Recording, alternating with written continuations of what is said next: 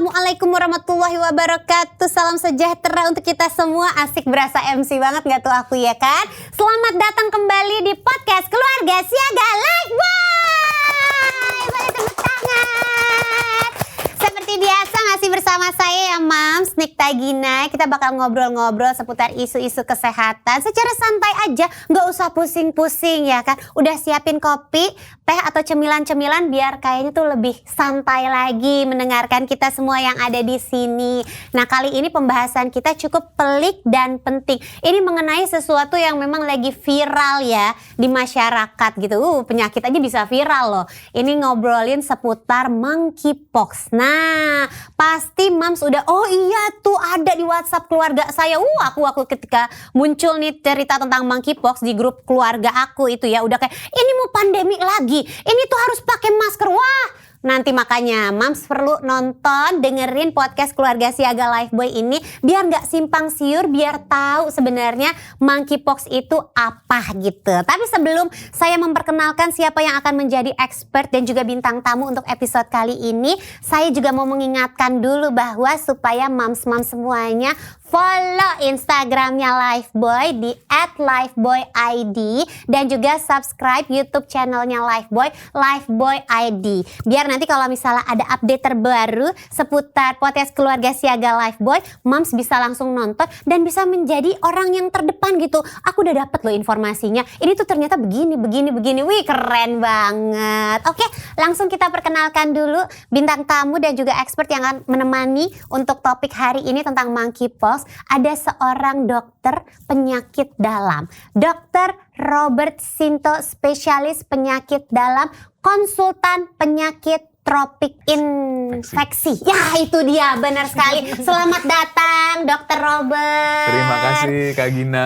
Kita hari ini batik-batik ya Dok. Iya. Karena memang bertepatan nih Mams, di bulan Oktober ini tanggal 2 Oktober hari batik. Jadi kita nuansanya batik-batik ya kan. Sehat Dok? Sehat, Kak Gina sehat. Alhamdulillah sehat. Sumringah banget loh senyumnya, luar biasa. Ngeliat Kak Gina soalnya sumringah juga. Wah.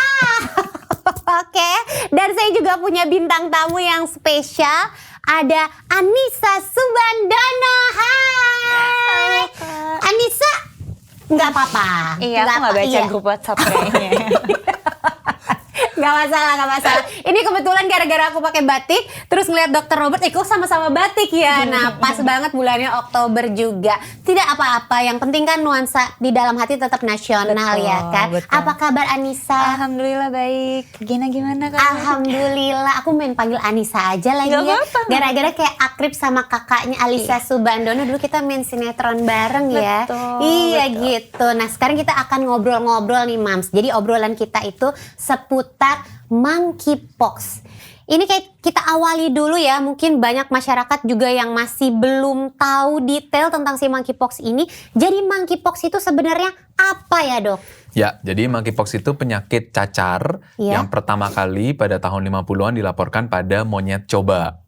Nah, karena dilaporkan pertama kali pada monyet, maka nama populernya monkeypox. Walaupun kemudian pada tahun 70 dilaporkan pada manusia. Di Afrika laporan pertamanya. Okay. Nah, ya. Jadi si penyakit ini bisa menular juga ke manusia gitu? Iya, betul. Jadi awalnya memang pada hewan yang kemudian berpindah ke manusia. Karena di Afrika kan kita tahu kontak antara manusia dengan hewan itu dekat di daerah hutan. Perbatasannya kan sangat dekat sekali. Nah, jadi menular pada manusia. Tapi kemudian selama 30 tahun dari 70 sampai 2020 itu memang banyak dilaporkan kasusnya di Afrika. Dan tidak pernah menjadi perhatian sedemikian. Baru tahun 2022 itu merebak di Eropa, di Amerika, barulah dunia memperhatikan penyakit yang nama awalnya tetap dipopulerkan monkeypox. Tapi kemudian oleh WHO dirubah namanya menjadi Mpox. Tetap Mpox, which mean monkey. Ya, nggak mungkin tiba-tiba jadi macan pox ya atau apapun gitu ya. Kasihan ya monkey-nya ya. Padahal dia waktu itu jadi percobaan di monyet, hewan coba, jadilah namanya nama dia. Mungkin kalau dicobanya di rusa bisa jadi rusa pox gitu kali ya Dok ya. Iya gitu. Nah, itu jadi awalnya percobaan di Denmark. Terus abis itu tiba-tiba bisa menular ke manusia di tahun 70-an. Ya. Menyerupai cacar. Gambarannya merupakan cacar. Gambarannya, tapi kok yang saya dapat ya dok dari grup-grup WhatsApp keluarga saya itu gambarannya kan mengerikan banget. Kalau cacar kan kayak ya udah gitu. Ini tuh seolah-olah orang-orang itu menggambarkan si monkeypox ini semengerikan COVID-19 yang akan kayak ini akan jadi pandemi lagi ya. Ini mengerikan sekali, bisa mematikan gitu. Itu betul nggak sih dok? Ya, jadi dalam cerita pandemi maka penularannya kan dari manusia ke manusia. Jadi memang transmisinya relatif mudah. Walaupun kalau dibandingkan dengan COVID, kemampuan untuk transmisinya lebih rendah. Karena butuh kontak erat. Nah ini yang berbeda dengan COVID. Jadi butuh penularannya lewat 2 jalur. Yang pertama bisa kontak erat. Jadi skin to skin misalnya ada gambaran cacarnya dan kemudian bisa tertular pada orang sehat yang kebetulan ada lukanya, atau melalui droplet. Droplet itu jarak komunikasinya harus jarak intim. Jadi nggak bisa jarak jauh kemudian di udara ruangan yang sama kemudian tertular, tidak. Jadi jaraknya harus dekat. Segini nih dok, bisa nggak dok? 1-2 meter jarak dekatnya dan kontak waktunya lama tanpa menggunakan masker. Nah karena itu yang dianggap bisa potensial untuk menjadi wabah atau menular bisa jadi, tetapi memang tidak setinggi kemungkinan transmisinya melalui seperti COVID-19. Oh, jadi bisa menular juga gitu. Jadi sekarang bisa dikatakan bahwa si penyakit ini jadinya penyakit manusia atau penyakit hewan. Kan ada kayak kalau waktu saya belajar dulu sekolah ya dok ya, ada zoonosis gitu. Kan penyakit yang ditularkan dari hewan. Ini jadinya udah konteksnya manusia ke manusia kah ataukah tetap harus melalui ada perantara hewan gitu dok? Nah ada berbeda. Jadi kalau yang di Afrika itu masih awal-awal kan zoonosis dari hewan ke manusia. Tapi kemudian yang 2022 sampai sekarang itu bisa manusia ke manusia langsung tanpa melalui hewan sebagai perantaranya. Nah jadi ada perubahan mekanisme transmisi yang kemudian dikaitkan dengan mutasi, varian dan sebagainya. Jadi sekarang itu memang dianggap manusia ke manusia. Oke, nah kalau Anissa sendiri udah denger kan pasti tentang monkeypox ini? Rasanya tuh gimana pas denger? Pastinya panik ya, apalagi kan anakku dua-duanya masih kecil juga. Yang satu baru mau 5 tahun, yang satu baru aja 2 tahun gitu. Dan pas denger tuh pasti langsung kayak aduh ini penyakit apa lagi nih yang harus kita waspadai. Maksudnya kan kita juga baru aja nih tenang-tenang kayak dari era pandemi, baru bisa lepas masker segala macam. Tapi kayak kita tiba-tiba harus pakai masker lagi, harus ada waspadanya lagi, siaga-siaganya lagi. Nah itu yang bikin kita jadi panik sih. Mungkin aku nggak tahu kalau yang lain. Cuman kalau aku sih aku jadi panik, tapi lebih ke panik yang akunya sendiri juga harus belajar lebih lanjut gitu supaya aku tahu tingkat kepanikan aku tuh seperti apa. Kayak misalnya dari awal mulanya si mpox ini ke anak aku, misalnya nanti amit-amit, itu tuh aku udah tahu gitu kayak kalau misalnya aku harus ke dokter tuh kalau misalnya udah sampai seperti apa gejalanya gitu. Berarti Anissa udah termasuk yang udah mencari tahu tentang si mpox ini. Oh iya, apa coba kurang lebih yang didapat tentang mpox ini? Ini koreksi kalau salah ya dok. Jadi pokoknya awalnya pasti demam tinggi. Nah habis itu ada semacam seperti cacar, cuman beda, lebih kayak item-item gitu bentukannya. Cuman memang kalau misalnya mpox ini yang aku tahu dia tuh lebih lama inkubasinya dibandingkan cacar biasa. Habis itu ada nyeri otot atau pokoknya sendi. Habis itu juga menggigil dan setahu aku kelenjar getah benihnya juga ada pembengkakan itu. Wih luar biasa. Ini udah mencari informasi bagus banget. Ini kalau buat jadi anggota di grup keluarga bisa memberikan informasi yang benar nih modelan Anissa begini ya. Tapi sebenarnya coba kita tanya ya sama expertnya ya Mams ya. Apa benar nih dok gejalanya seperti itu? Betul. Jadi mungkin saya langsung kontraskan dengan cacar air yang selama ini kita tahu ya, chickenpox gitu ya gambarannya. Jadi yang pertama betul gambarnya dibintil. Jadi ruam merah-merah kemudian satu titik dia jadi bintil dan kemudian berisi air. Oh sama tapi, berarti ya dok ya? Gambarannya secara umum gambarnya hampir sama tapi ada beberapa perbedaan prinsipil. Yang pertama kalau cacar air perubahan satu fase ke fase lain itu terjadinya sangat cepat sekali. Sehingga pada satu orang yang sama kalau kita periksa itu bisa ada yang masih bintil, udah ada yang kropeng, udah ada yang masih merah. Nah itu kalau cacar air. Jadi variasinya tuh benar-benar beragam sekali dan cepat hitungannya hari. Maka itu kan kalau anak-anak kita kena cacar air 1 minggu juga udah selesai, bisa sekolah lagi gitu ceritanya. Nah kalau cacar monyet perubahan dari satu fase ke fase lain itu butuh waktu lama, hitungannya minggu. Dan biasanya homogen. Jadi kalau di satu sisi kita ketemunya gambarnya bintil, lagi bintil semua misalnya. Kalau kita ketemunya lagi kropeng, udah nanti kropeng semua. Dan biasa perubahannya lebih lama. Hitungannya akan sembuh itu kalau pengalaman kami merawat beberapa pasien mpox, itu butuh waktu sampai 3-4 minggu. Jadi durasinya lebih lama. Itu dalam hal gambaran dan durasi. Kedua, tadi ada keyword yang sudah disampaikan oleh Mbak Nisa, yaitu kelenjar getah bening. Nah, kalau cacar air biasa kita nggak ketemu kelenjar getah bening. Kalau ini ketemu kelenjar getah bening. Ada pembengkakan Ada kelenjar getah bening di leher atau di lipat paha. Ketiga, kalau cacar monyet itu ruamnya atau bintilnya itu nyeri. Kalau cacar air kan gatel. Gatel ya, betul. Kalau cacar monyet itu lebih cenderung nyeri. Tadi udah disebutnya nyeri juga. Gambarannya begitu. Dan yang keempat, kalau cacar air biasa nggak kena ke telapak kalau perhatiin. Jadi dia sampai tongkat. Nah, kalau ini ada keterlibatan di telapaknya. Jadi secara umum itu menjadi pembeda kita. Dokter itu melihat ini benar nggak sih kecurigaan cacar monyet, sehingga mpox yang kita perlu investigasi lebih lanjut dengan pemeriksaan.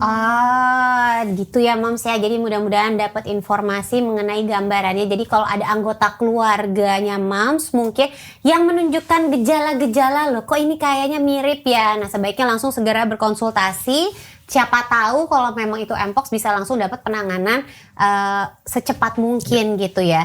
Pasti pertanyaan dari Moms berikutnya. Jadi si mpox ini sebenarnya bahaya, Dok? Bahaya mematikan. Mematikan. Ada kasus laporan kematiannya. Jadi tapi tidak banyak. Jadi laporan kematian untuk secara umum itu di bawah 10%. Jadi di bawah 1% bahkan untuk umum.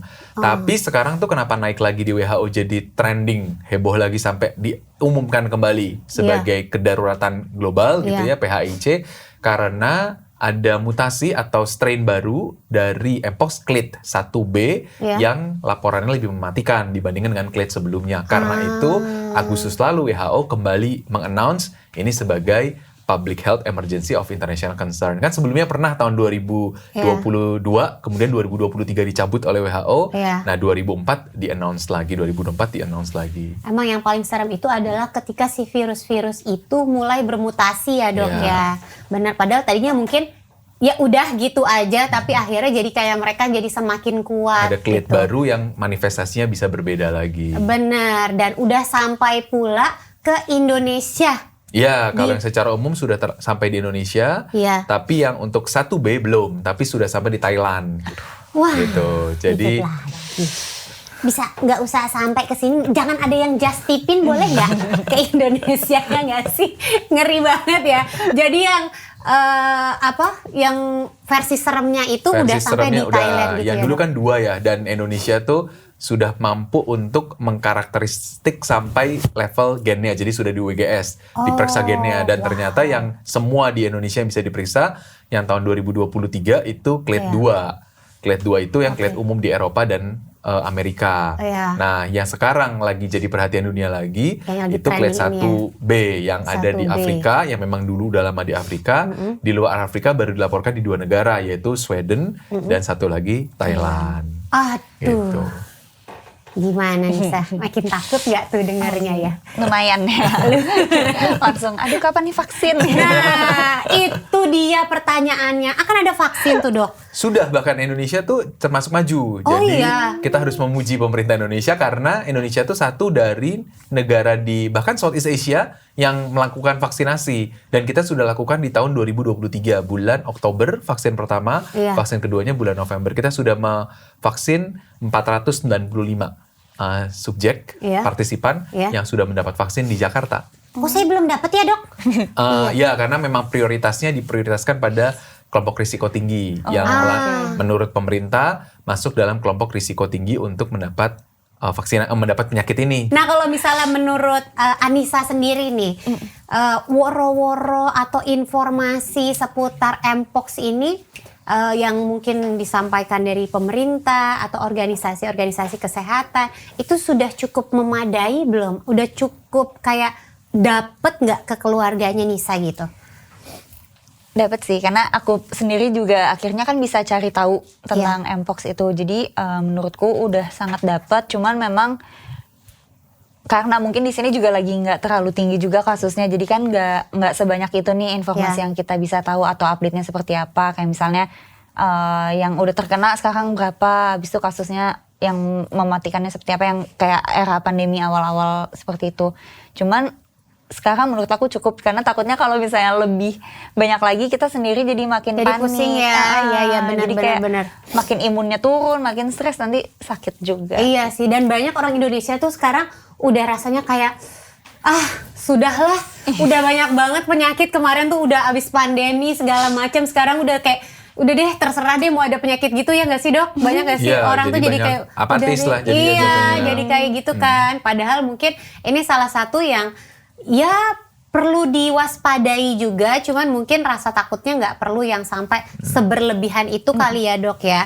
Ditambah lagi kalau nggak salah di bulan Agustus 2024 ini kan sempat ada 88 kasus ya dok yang saya Indonesia total sejak tahun 2022 itu kasus pertama, kemudian melaporkan total 88 kasus. Tapi berita baiknya adalah di 1 tahun terakhir ini itu memang laporan kasusnya jauh lebih menurun. Yang tinggi itu memang 2023. 2024 ini bahkan beberapa bulan terakhir Kementerian Kesehatan tidak pernah mendapatkan, karena semua pemeriksaannya masih terpusat di lab-lab yang di arrange oleh Kementerian Kesehatan. Jadi Kementerian Kesehatan punya data yang lebih akurat karena semua laporannya pasti tercatat di penyelidikan epidemiologi Kementerian Kesehatan. Nah, kita punya data bahwa ya total 88 kasus itu dan tidak ada penambahan kasus, bahkan dalam beberapa bulan terakhir saat Afrika tuh lagi naik lagi. Dan di Indonesia juga kurang lebih kan kayak sebagian besarnya juga sembuh dari si Mpox itu kan ya dok? 100% dilaporkan sembuh kasusnya dari Mpox. Jadi ya cukup aman untuk di Indonesia. Iya itu dia. Apakah itu juga salah satu yang membuat kayak di Indonesia ini mungkin